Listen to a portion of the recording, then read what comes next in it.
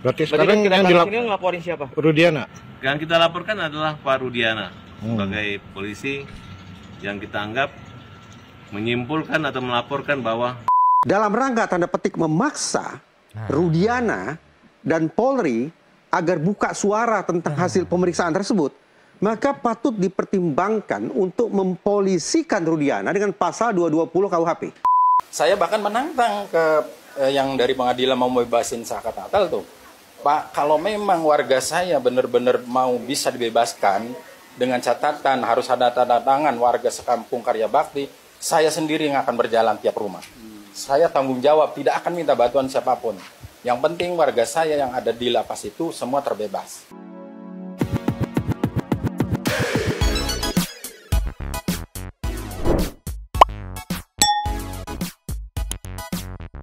Yo, Mang City People. Welcome back again bersama Nyonya dan Mamang, Abu yang tepar juga ada Pakun. Dua tapi mangkok in here, always in here. Jangan lupa buat yang belum subrek silahkan di cengklung. Buat yang belum dapat notifikasi silahkan di cengkling. Nyo. Yes. Setelah libur sehari merehatkan otak sejenak, ya kali ini kita kembali melanjutkan pengawalan kepada kasus Vina. Kurang lebih 6 hari menjelang sidang pra peradilan Peggy Setiawan. Ada update apa sih? Kali ini ada langkah taktis, langkah strategi yang dilakukan oleh Bang Farhad Arbas berserta tim kuasa hukumnya Saka Tatal, terlihat juga sudah berbarengan dengan Ibu Titin ya.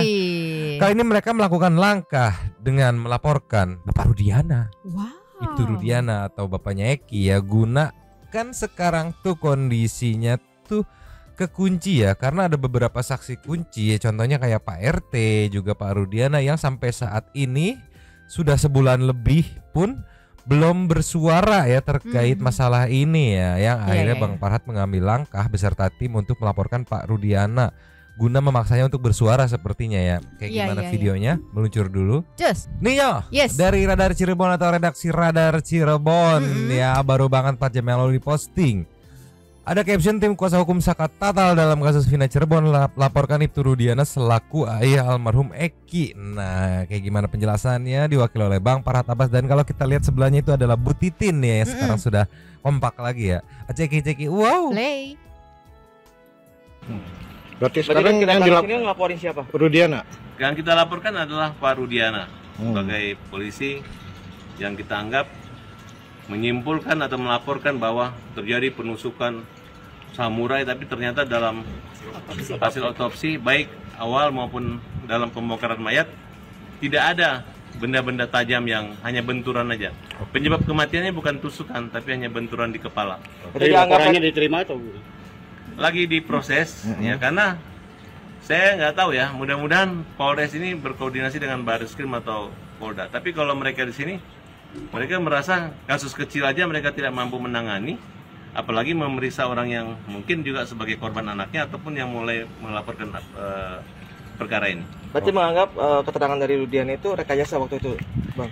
Ya, pengakuan yang disampaikan Rudiana bahwa seolah-olah dia udah langsung tahu bahwa yang membunuh 11 orang, kemudian yang mengakibatkan kematian adalah hasil tusukan samurai dan luka segala macam, tapi tidaknya berbeda dengan apa yang terjadi gitu. Ya, itu yang terjadi, ke-8 orang itu bonyok-bonyok semua, lebih bonyok daripada mayat. Harapannya dari laporan ini? Harapan kami agar ditindak, diproses, nah, kemudian jika ada kesalahan diluruskan. Kita turut berduka cita atas wafatnya anaknya Pak Rudiana, si Eki, tapi kita juga sangat sedih, Indonesia berduka jika proses penanganan itu dibiarkan seperti itu. Karena sekarang kaitannya Peggy Peron itu tetap membuat seolah-olah kejadian seperti itu tidak berubah gitu. Artinya dulu ada 9, sekarang tinggal 9, dulu 11, sekarang tinggal 9, tinggal 1 lagi yang belum gitu. Menurut kami nggak berpikir dulu 11 jadi 9, kalau perlu sekarang mau berapapun ya, kalau memang itu merupakan satu rekayasa dan arahan penyidikan ketika didampingi atau dilaporkan oleh ayah korban, nah, kita maunya bukan hilang 2, kalau perlu mereka semua bebas dan merdeka dari kezaliman penyidikan, penuntutan, dan hukuman. Nah, oleh karena itu kami hadir walaupun bulan Hari Raya Idul Adha. Iya loh, kemarin kan tetap hadir untuk melaporkan. Nah, ini sebagai keseriusan gitu. Karena ya gimana cara memaksanya untuk buka suara kalau menurutku ya. Iya. Selain dilaporkan, karena sebenarnya Bang Farad ini dapat masukan dari Bang Reza Indragiri yang kemarin kita tonton. Bang Iya, Rezanya iya, pun iya. mengakui gitu, memberi arahan atau masukan gimana sih langkahnya nih untuk beberapa orang ini nih yang terkesan tutup mulut biar buka suara gitu. Nanti kita meluncur ke videonya sebelumnya. Kamu mau nambahin? Iya, menurut aku itu keputusan yang tepat, langkah yang tepat gitu ya. Karena ya dibalik mau tahu apa namanya kebenarannya kayak gimana, ya kan juga kemarin si siapa Liga Akbar kan juga bilang katanya disuruh kasih pengakuan kayak gitu sama Bapak Rudiana. Jadi ya nggak tahu juga apakah yang ke 8 orang ini juga sama Pak Rudiana apa gimana gitu kan. Jadi langkahnya bagus sih, tepat sih menurutku. Iya. Buat memaksa untuk bicara. Kan sekarang netizen tuh pada nunggu. Mana nih nggak monyol, nggak nongol gitu, nggak muncul gitu. Mana muncul sama nongol jadi monyol gitu. Tolong. Iya. Tapi kita bergeser dulu nih ke Bang Reza meluncur. Just. Nih ya. Yes. Di balik pelaporannya Bang Farhad atau tim kuasa hukum Saka Tatal dalam melaporkan Bapak Rudiana, ternyata itu adalah sedikit masukan atau arahan dari Bang Reza Indragiri ini. Ini ada dijelaskan di channel Nusantara TV ya. Semalam kita nonton ya. Ceki wow. Play. Kalau kita bicara soal harapan eksaminasi, seberapa optimis kita bisa berharap bahwa Polri akan melakukan eksaminasi ketika hingga hari ini saja kita tidak bisa pernah mendengar hasil audit penyidikan terhadap internal Polri yang 2016 lalu? Izinkan saya untuk mengatakan bahwa diksi dan gestur Polri masih defensif, resisten terhadap pentingnya dilakukan eksaminasi dari hulu. Anda melihat defensifnya dari mana? Diksinya tadi saya katakan, bahkan Humas Polda Jabar masih mengatakan ini sudah inkrah. Gesturnya apa? Seingat saya, Mabes Polri sudah mengirim Propam untuk melakukan pemeriksaan langsung terhadap Rudiana. Apa hasil pemeriksaan itu? Kita tidak pernah dengar. Kita tidak tahu. Itu kan merupakan gestur yang menunjukkan betapa Presiden Jokowi sudah memerintahkan agar kasus ini diungkap secara transparan. Itu garis bawah yang diberikan ya. Tetapi apa boleh buat, gestur yang ditampilkan paling tidak oleh Propam setelah memeriksa Rudiana belum sungguh-sungguh transparan. Karena itulah Mbak, tadi pagi saya berkomunikasi dengan sejumlah pihak, saya sebutlah ya, supaya ini bukti transparansi saya gitu. Saya kirim WhatsApp ke Pak Oto Hasibuan, ke Pak Muhtar Effendi, ke Ibu Titin, ke Pak Jogi, dan ke Farhad Abbas. Apa yang saya katakan? Dalam rangka tanda petik memaksa Rudiana dan Polri agar buka suara tentang hasil pemeriksaan tersebut, maka patut dipertimbangkan untuk mempolisikan Rudiana dengan pasal 220 KUHP. Pasal 220 Pasal itu? 220 sehingga saya angka itu ya. Intinya adalah pasal ini mengatakan seseorang yang membuat laporan tentang suatu perbuatan yang dapat dihukum, padahal dia tahu bahwa peristiwa itu tidak ada, maka dia dipidana. Dengan kata lain, pasal terkait dengan laporan palsu. Sederhananya begitu ya. Ini Anda meminta kuasa hukum itu untuk kemudian melaporkan Rudiana. Untuk mempertimbangkan.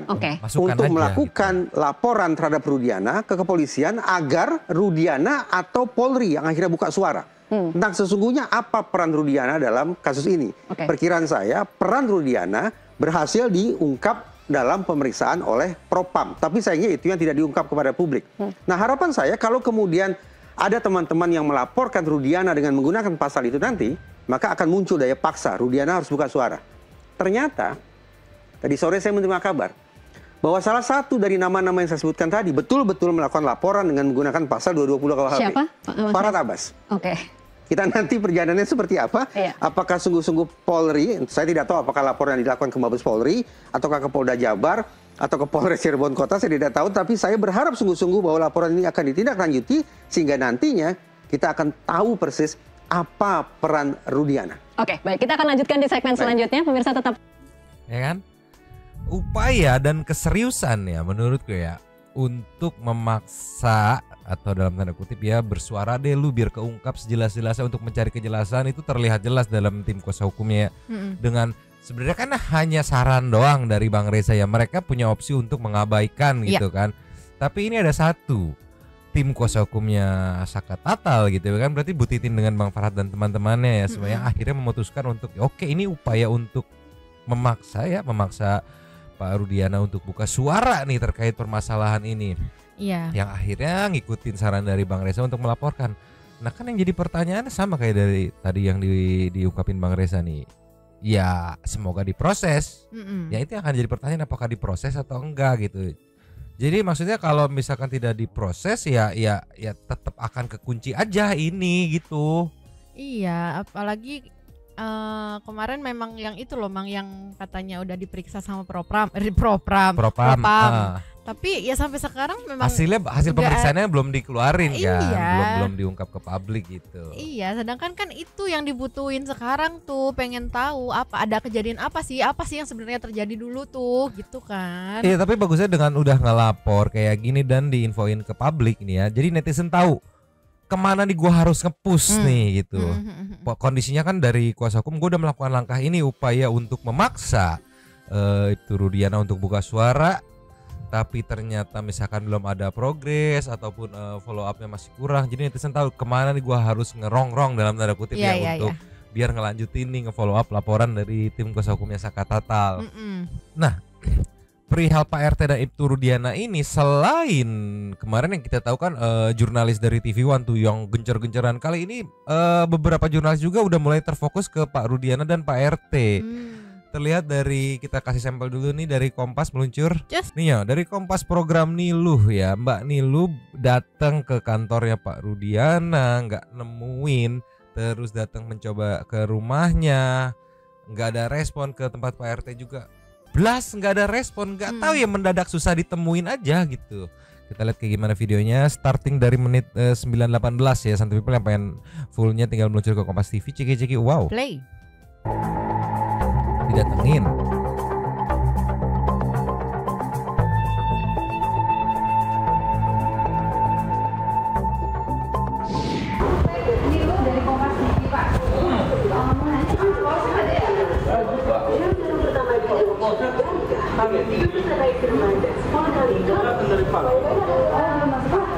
Tapi biasanya ngantor nggak sih Bapak? Setiap hari ada.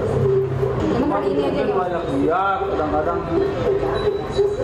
ambil apel, terus keluar lagi ke Polres. Tapi memang jarang ya Pak ya?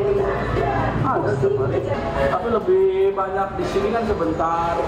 Ke Polres, memang terkait dengan dia sebagai Pak Polsek ya? Saya nggak tahu.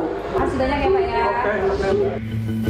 Saudara, saya sudah coba dari dalam tapi tidak bertemu dengan Ibtu Rudiana. Kabarnya memang seharian ini ia tidak berada di kantor.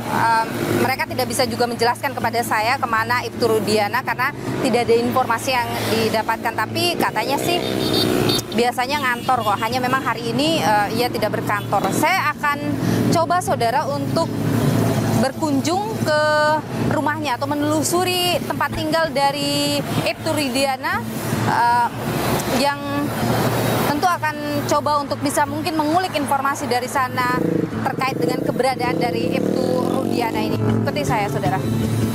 Yang akhirnya Mbak Niluh terpaksa harus menelusuri ke rumahnya ya gitu. Karena ke kantornya nggak ketemu ya, katanya sih tadi kalau kita dengarkan dialognya. Tiap hari maksudnya ngantor kok gitu, ngantor seperti biasa, cuma kebetulan pada saat Mbak Niluh datang nggak ada di tempat. Ditanya kemana nggak tahu ya, informasinya mungkin nggak nyampe gitu ya nggak tahu ya. Idealnya kan ya atasan mau keluar tuh idealnya diinfoin mau kemana sih gitu. Nanti kalau ada yang nyari kan biar bisa dapat konfirmasi. Karena dia kan perannya penting tuh ya, di ibaratnya di situlah gitu. Iya. Tapi kita coba penelusuran ke rumahnya ya. Tapi sebelum itu ke iNews juga, jurnalis iNews Abraham Silaban juga mencoba mendatanginya nih, meluncur. Nih ya, dari official iNews yang judulnya Ibtu Rudiana kamu di mana 8 tahun lalu berbuat apa? Dari starting dari menit 38 aku nggak tahu ini di hari yang sama atau yang beda, tapi ya kebetulan nggak ada di tempat juga gitu. Ceki wow. Play. Saya pun mencari keberadaan Ibtu Rudiana di Polsek Kapetakan, di mana saat ini ia menjabat sebagai Kapolsek Kapetakan. Saya Abraham Silaban, saya ada di kantor Polsek Kapetakan. Kami berupaya untuk meminta keterangan kepada Pak Kapolsek. Datanya sudah tiba ya. Oh bukan, ini dia ruangan kerjanya Pak Kapolsek. Inspektur Polisi 1 Rudiana. Jadi orang tua dari almarhum Muhammad Rizky Rudiana yang akrab disapa Eki yang turut menjadi korban peristiwa tragis 2016 silam. Sangat disayangkan sebetulnya kita tidak berkesempatan untuk menemui beliau. Kita sudah membangun komunikasi melalui WhatsApp, kemudian juga kita datangi langsung kantor Polsek ini. Ada kegiatan katanya dari informasi yang kami terima, kegiatan di Polres. Tak berhenti sampai di situ, saya pun masih penasaran dengan sosok Ibtu Rudiana yang berharap dirinya memberikan keterangan terhadap kasus pembunuhan anaknya. Sampai ditungguin dan nggak dapat hasil juga ya, nggak bisa menemui. Ya itu yang kemarin diungkapin sama Ko Alvin Lim itu ya untuk ukuran ayah dari korban meninggoy.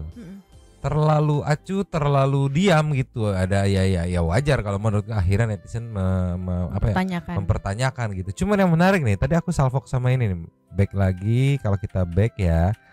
Di awal itu, nah ini depan ruangannya Kapolsek Rudiana SHMH. Sarjana hukum. Iya, berarti kan sudah mengelotok banget soal perhukuman gitu. Iya.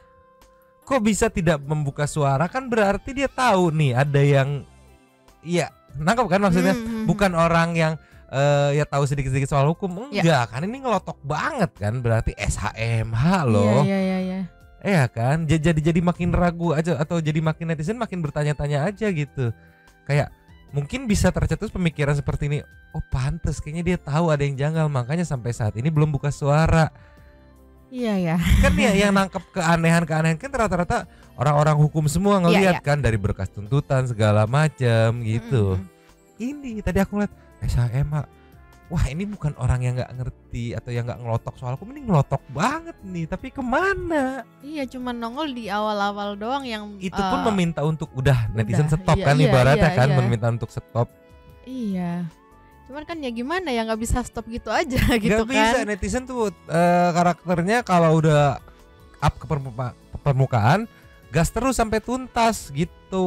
Iya. Tolonglah. Apalagi kan ini kasusnya belum selesai gitu ya, kecuali ini tuh udah selesai semuanya, terus dibilang udah cukup ya oke lah gitu. Masalahnya kan ini belum, jadi kan masih penasaran netizen tuh. Ya, dia orangnya ngelotok soal hukum SHMH loh, yang jadi korban anaknya gitu. Iya. Ya kali kan, tidak bisa. Ya harusnya tahu langkah apa yang perlu dilakukan kan. Coba kita kasih nextnya.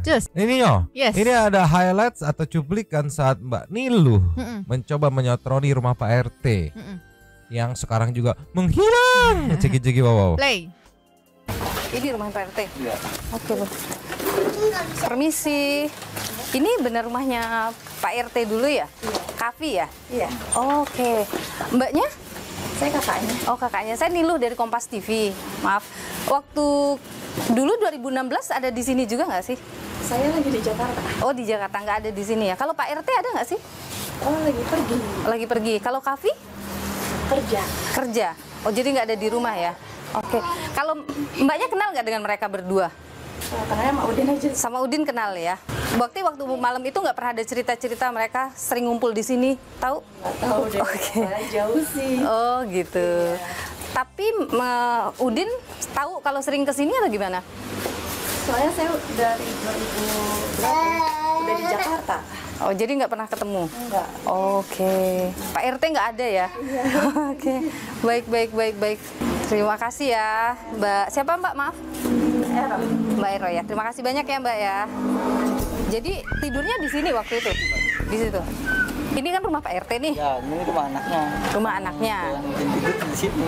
Iya, bukan rumahnya Kafi, kakaknya Kafi. Kakaknya Kafi tinggal di sini. Berarti kosong. Waktu itu kosong? Kontrakan dikontrakan. Kalian ngumpulnya di sini? Iya. Sampai jam berapa di sini? Pagi jam 7. Sampai jam 7 pagi. Waktu itu emang Pak RT lihat kalian nggak? Malam? Malam enggak. Malam nggak lihat? Paginya ketemu Pak RT nggak?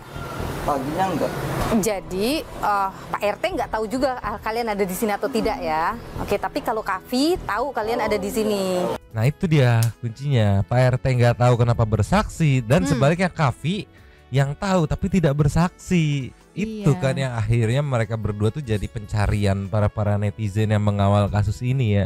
Cuman yang menariknya kebetulan Pak RT-nya lagi nggak ada. Iya. Aku pikir rumahnya tuh kayak beda berapa rumah gitu, ternyata cuma belakangnya sebelahan, doang.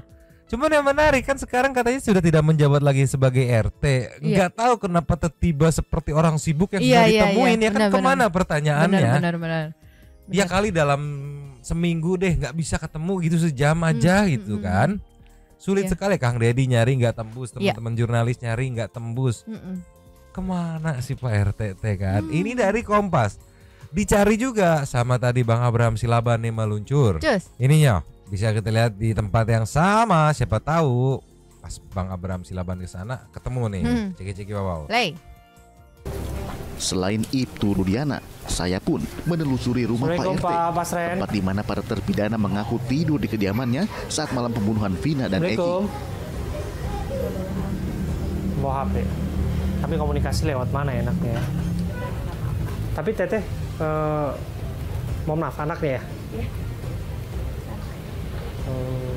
Anaknya. Sorry dipotong tadi nggak bawa HP katanya. Pergi nggak bawa HP sampai Abraham Silaban bingung. Tapi kita komunikasinya lewat mana ya? Nggak bawa HP ya, kayak memang sengaja untuk sulit dihubungi dan sulit dicari gitu kan. Untuk sekarang penggunaan handphone gitu yang nggak bisa lepas dari tangan ibaratnya kan. Aduh, lanjut lagi. Vina dan Eki. Bawa HP. Tapi komunikasi lewat mana enaknya ya? Tapi Teteh, mohon maaf, anaknya ya? Iya. Anaknya Pak RT? Iya. Langsung aja ke Polres. Oh gitu. Siapa tahu barangkali Pak RT-nya mau bicara sama kita sih. Gitu. Nah, tapi Pak RT udah nitip itu juga kalau ada yang nyariin. Oh nitip juga begitu? Iya, nggak bisa kasih. Kemarin masih ada yang wawancara kayaknya kemarin? Sama sekali kita dari media banyak, jujurnya banyak kesini. Cuma kita nggak ngasih keterangan apapun. Oh gitu. Tapi bener Teh, anak-anak itu suka nongkrong di rumah ini ya? Enggak. Para pelaku itu? Enggak. Yang katanya ditangkap juga pas lagi nongkrong dekat sini katanya, bener? Orang tahu gitu, soalnya saya waktu kejadian masih di Jakarta. Oh. Maaf banget ya Mas ya. Oke. Ini kita mau ngobrol sama Pak RT-nya. Minta keterangan kalau mau sih. Nggak bisa ngasih keterangan apa-apa di sini. Emang gitu? Ya udah. Misalkan untuk ngasih keterangan juga nggak bisa. Makasih ya. Iya. Pak RT nggak ada, pihak keluarga pun tidak mau memberikan keterangan gitu ya. Minimal kalau nggak Pak RT si Kavinya itu. Iya, ini jadi kayak apa ya, terkesan disengaja. Disengajanya itu maksudnya gini, yang maju, maksudnya yang keluar buat nemuin yang mbak yang itu gitu. Iya, yang pada saat 2016 katanya di Jakarta, ada di Jakarta ya. gitu. Jadi bukan kayak istrinya, bukan siapanya gitu kan. Jadi setiap ada media mungkin mbak itu yang keluar jadi nggak tahu saya gitu. Iya, dia punya alibi yang kuat, gue di Jakarta. Iya, gitu kan. iya makanya aku bilang tadi kayak terkesan sengaja. Pak RT, kemana manete Pak RT? Aduh, ya ini sedang 3 orang lah Pak RT, Kapi sama Ibtu Rudiana gitu yang sekarang menjadi yang paling dicari nih sama netizen di Indonesia untuk diminta keterangan. Coba kita kasih ke nextnya. Ninyo, ini saat salah satu jurnalis Kompas mewawancari Kang Deddy kemarin ya setelah sholat Id ya di daerah Cirebon. Mungkin ini kali alasan kenapa Pak RT menghilang. Karena kalau dari Kang Deddy di caption yang diposting sama konten kreator TikTok Noni ini, salah satu kunci novum kasus Vina Cirebon ada di Pak RT Pasren. Itu kali yang kalau misalkan dia berhasil menemui dan buka suara, itu bisa jadi novum baru dan PK. Dan mengajukan PK. Dan setelah mengajukan PK dicek, nanti kalau misalkan ketahuan memang benar ada bohongnya, ambiar dah. Itu salah satu kuncinya si Pak Rete ini. Kita lihat dengerin gimana penjelasan Kang Deddy. Ceki-ceki. Wow. Saya berharap ini bisa menjadi novum. Nah, kesimpulan apa yang saya lakukan dari gang ke gang, mewawancara dari tempat ke tempat, terus mungkin masih perlu 1 minggu lagi, nanti siapa tahu menjadi novum. Dan salah satu kunci novum itu adalah Pak Ketua RT. Dalam pandangan saya ya, Pak Ketua RT itu yang menyatakan bahwa anak-anak tidak nginep di rumah anaknya atau rumah dia lah. Kan itu loh. Seluruh saksi yang lain kan sudah nyabut tuh, udah geser karena ada 2 saksi yang diarahkan oleh penyidik. Ada Lingga Akbar diarahkan oleh Pak Rudiana. Nah, Pak RT, tinggal Pak RT saja nih. Nah, dan Pak RT hari ini sulit banget saya temuin. Nih, saya tetangga ya, sulit ya? Ini anak bapaknya Pak Sudirman, sulit. Lah, tapi suatu saat pasti ketemu. Nah, kalau nanti misalnya, kalau Pak RT kekeh, kalau sudah selesai, ya udah kita uji deh. Pernyataan mana sih yang benar? Biar kita juga tahu dong. Pernyataan Pramudia, pernyataan Teguh, gitu loh. Dan yang lainnya termasuk pernyataan para terpidana atau pernyataan Pak RT. Kan gampang menurut saya ya. Nah itu, karena kan di persidangan statement atau pernyataan atau keterangan Pak RT ini yang menggugurkan keterangan saksi-saksi yang lain. Karena saksi yang lain bilang nginep, nah Pak RT menggugurkan semua keterangan saksi yang menyatakan bahwa tidak ada nginep malam itu gitu. Iya, bahkan bilang gak dikasih kuncinya, gak dikasih kunci. Sedangkan para saksi bilang ya emang bukan Pak RT tapi si kapinya, anak Pak RT yang ngebukain. Nah itu yang mungkin kalau itu kebuka nih cekrek, ada novum baru bisa mulus tuh ke PK. Karena kan ya entah keterangan Pak RT yang bohong atau kayak gimana gitu. Yang jelas Pak RT di sini sebagai kunci, bukan kunci kontrakan tapi kunci kasus ini gitu. Iya kan, pertanyaannya ada apa kok sulit sekali gitu. Pak RT Pasren kemana manete. Tapi yang menarik ini meluncur. Ininya. Ada setelah ya sholat Id, Kang Deddy ada ngobrol dengan Pak RW yang sekarang menjabat. Yang sayangnya pada saat periode terjadinya masalah itu dia sedang tidak menjabat. Aku mikirnya kalau dia menjabat mungkin dia bisa pasang badan, karena sekarang pun dia Pak RW ini mau pasang badan untuk anak-anak ini. Coba ceki wow. Play. Kemudian pertanyaan saya adalah, selama peristiwa ini nih rame nih gonjang anjing, pernahkah dari pemerintahan setempat di sini datang menanyakan ke Pak RW? Misalnya wali kota, camat, kepala kelurahan, pernah nggak? Belum pernah. Ya datang ke sini gitu loh. Ini sebenarnya apa sih yang terjadi gitu? Pernah nggak? Malah seingat saya tuh waktu si Saka Tatal mau bebas itu Pak Haji, dari pengadilan, beliau kan minta tanda tangan saya. Nah, bahkan beliau sedikit bercanda, Pak RW malu nggak kalau warganya terbebas dari kasus Vina? Loh, kenapa saya harus takut? Siapa yang bertanya itu?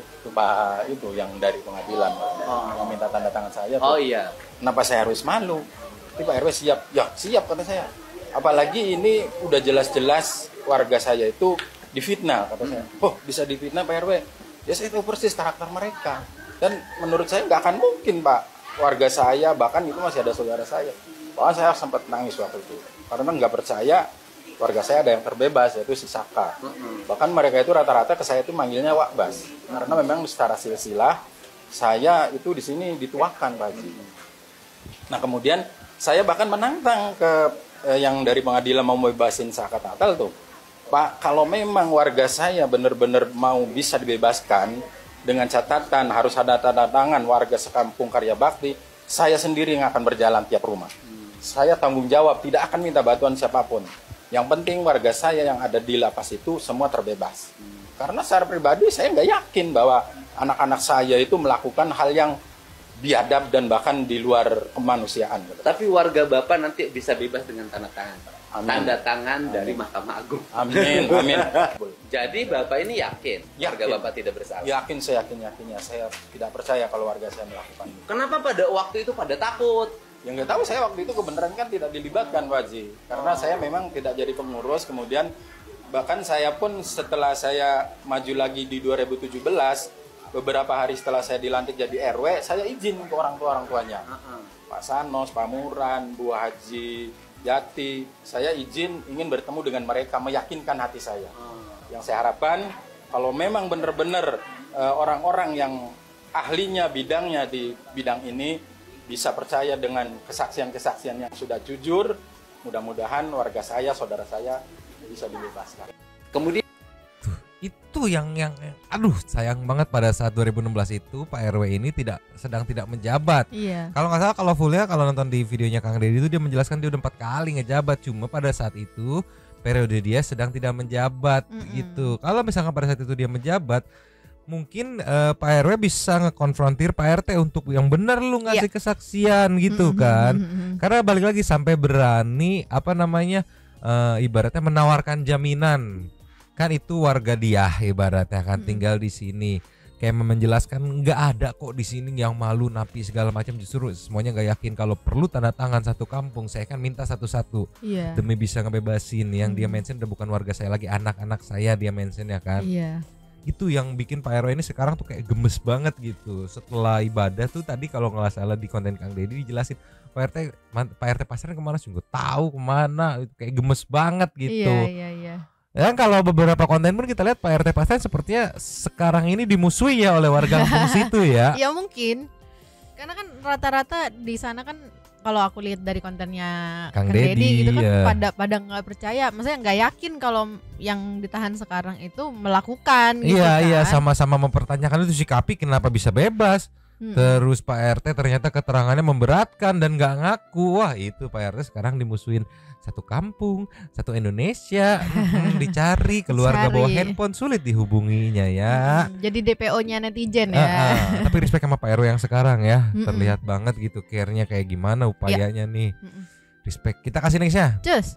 Ninyo. Yes. Flashback titik balik Peggy Setiawan saat setelah selesai konferensi pers yang dinyatakan dia sebagai tersangka dan Peggy membuka suara dan sampai dikejar oleh teman-teman jurnalis untuk mendapatkan keterangan sebisa mungkin.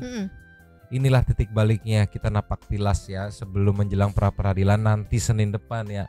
Beda mood, beda feel ya pada saat kita melihat awal dulu mungkin ya kayak ya udah gitu kan, dia kayak nggak seneng. Tapi sekarang setelah kita ngawal ngikutin kasusnya, ngedenger lagi nge-flashback lagi, kok malah jadinya sedih ya. Nih dengerin nih, ceki wow. Play. Saya tidak pernah melakukan pembunuhan itu. Ini difitnah. Saya rela mati. Saya rela mati. Tidak. Sama sekali tidak. Tidak melakukan pembunuhan terhadap Peggy dan juga Eki. Tidak. Jika saya mati saya rela syahid. Oke. Apa yang saya tidak melakukan itu. Saya tidak sama sekali tidak pernah melakukan itu. Pak tolong, jika saya mati, kalian jadi saksi Pak. Demi Allah, saya tidak pernah. Oke, tolong jadi saksi ya Pak. Apa yang bisa meyakinkan bahwa Anda tidak benar-benar membunuh Eki dan juga Peggy? Tidak kenal dia. Tidak kenal sama sekali. Bagaimana dengan pelaku yang lain, Peggy? Mereka hanya kenal teman Pak. Teman, tapi Anda betul ikut game apa? Tidak, sama sekali Pak. Tidak, saya rela mati Pak. Jadi kalian jadi saksi kalau saya mati. Pada saat tanggal 27 Anda di mana pada saat kejadian? Di Katapang. Di Katapang. Anda tidak ada di rumah? Tidak ada, sama sekali. Saya rela mati. Saya rela mati Pak. Saya rela mati Pak. Saya rela mati. Saya tidak bersalah. Keterangan yang tadi benar semua Bang? Tidak, saya tidak ikutan geng apa-apa. Apakah Anda mau berkosa? Tidak, sama sekali. Ini ada habisnya. Kalau jadi saksi, saya ada apa? Saya rela. Setelah sekarang kalau kita nge-flashback lagi ngelihat ya rasanya nyes gitu ya. Yes. Apalagi pada saat momen itu ya. Pas dia bilang, "Pak, tolong." Yang gitu tuh kayak apa ya? Sedih gitu. Sedih banget aku dengernya tuh. Karena ya awalnya aku mikirnya kenapa kalau saya mati kalian jadi saksi, kenapa? Awalnya aku mikirkan. Tapi kan setelah kita kawal ikutin dan ternyata ancaman hukuman metong karena dia kan digadang-gadang sebagai otaknya gitu. Ini mah tolong banget rasanya tuh kayak jangan dieksekusi dulu sampai bener-bener clear-clearnya ditemuin gitu ya. Bukti semuanya gitu. Karena ya masalahnya hukumannya metongnya. Kita nunggu Senin ya, aku nggak sabar pengen buru-buru Senin deh, pengen lihat kayak gimana hasil persidangannya gitu, arahnya kemana gitu kan. Iya. Ya sampai kita kawal pelan-pelan ya sambil menunggu sidang pra-peradilan yang akan dilaksanakan pada hari Senin tanggal 24 Juni nanti. Kita lihat apakah ada update seperti apa lagi ya. Sekarang kita menuju ke setting super thanks-nya. Luncur. Cus. Yo. Yes. Super thanks kali ini ada Fu. 4. Ada Fu yang pertama kita buka dari Kakak Saninata as always. Parudiana adalah saksi kunci. Begitu dia keluar, jreng-jreng, maka akhirnya absurd dan kacau. Pasti dia nggak berani ungkap kebenaran karena dialah biang kerok. Disambut sama Titi Shine, Aep, Dede, Pak RT dan anaknya jangan lupa Mbak. Mereka malah ngumpet, pokoknya makin lama makin menyalan dasku. Ya Lucea. Setuju, Rudiana adalah kunci penyelesaian kasus ini. Kepolisian juga harus transparan dalam pemeriksaan Rudiana agar masyarakat tahu kebenarannya. Jangan sampai praduga masyarakat semakin liar dan besar yang nanti bisa membuat masyarakat tidak percaya Polri gitu. Ayo Kapolri wajib bereskan dengan transparan, nama baik polisi dipertaruhkan. Dari Arme Sandiko. Sikat. Numpang komen kawal terus kasus Tina dan Eki sampai tuntas. Siap, semoga diusahakan. kita semua diberi kesehatan. Amin. Diusahakan ya. Nextnya dari Vina Melawanti. Maksud Bu Titin bilang pengacara kampung, dia tetap berprofesi di area Cirebon untuk kecil. Jadi kalau dia khianati klien akan jadi gunjingan tidak baik dan mencoreng. Bukan seperti Farad pengacara ibu kota yang dapat klien juga bukan di Cirebon doang ya. Jadi ini yang sangat dijaga Bu Titin. Oh itu mungkin buat video-video sebelumnya komenannya. Iya. Nextnya dari Eva. Ibu Titin lebih manusiawi. Ibu Titin tapi ini kan sebenarnya udah clear kan, udah clear strateginya. Itu cuman perkara salah paham doang, sudah clear dan tadi bisa kita lihat sudah akur lagi mereka gitu Bu Titin dan Bang Farhat ya. Yayan numpang lapaknya hadirnya Mang ini sih bapaknya Eki yang membabi bagong ya. Berarti sekarang benar yang 5 orang sama 6 sama Saka sama Peggy itu ya kemungkinan besar ya. Nextnya Speed dari Project. Sidang Peggy nanti harus live. Kalau tertutup kita geruduk rame-rame akun terkait di medsos. Makasih lapaknya. Siap, sabar. Ada di Aron. Setuju dengan Pak Ogresono ya, atau Ogresono ya, bener banget harus konfirmasi dengan kakaknya Vina yang ke rumah. Kasih kabar itu Liga Akbar atau salah satu. Iya kan itu juga ada miskom Tuan Nugroho. Malam Kak, kalau gue masih setuju banget sama pernyataan dari Bapak ex Wakapolri ini. 1000% setuju. Bener juga ya penjelasan dari Akang ini, di sekitar tidak ada batu. Dari Midnight. Kalau dari sudut pandang saya, orang yang sudah melakukan punya kecenderungan untuk melakukan lagi apabila tidak ada penyesalan minimal. Pasti otaknya nggak waras sama kayak alumni perang di kondisi damai, apalagi sekarang karena sedang dihingatkan dengan naik lagi kasusnya. Tapi ada kemungkinan juga pelakunya bersembunyi disembunyikan dari dunia luar, bahkan pelakunya tidak ada atau sudah metong ya. Dian Septian. Numpang lapak kakak, sebelum berkomentar tentang kasus ini mau tanya dulu ke Nyomang. 271 kemana ya Nyomang? Mau kok kayak nggak ada kabarnya, kayak sengaja kasus ini dibesarkan kesana kesini, makin membuat pusing. Walaupun semuanya yang dibilang Pak Waka sangat masuk di akal, tapi lebih nggak masuk akal. 271 menghilang tanpa kabar ya Nyomang, katanya sehat selalu buat semuanya. 271 teh nggak tahu kemana, lupa nyimpen kayaknya mah. Aduh. Dari Dus, ini ngebalas. Nextnya Yuki Kuran, bakal ada FS 02.0 gitu ya. Nextnya Denny Setiawan. Numpang komen, 1 korban disambit batu kok motornya baik-baik aja. 2 korban kenal dengan pelaku, sepertinya keterangan Pak Suroto motornya gak seperti orang kecelakaan. 3 fix Aep masuk Bu. Aep sebel banget tuh sama Aep. Edi Rumpis. Numpang lapak ya Kak. Mel jangan kasih kendor. Mel nanti ada gilirannya ya.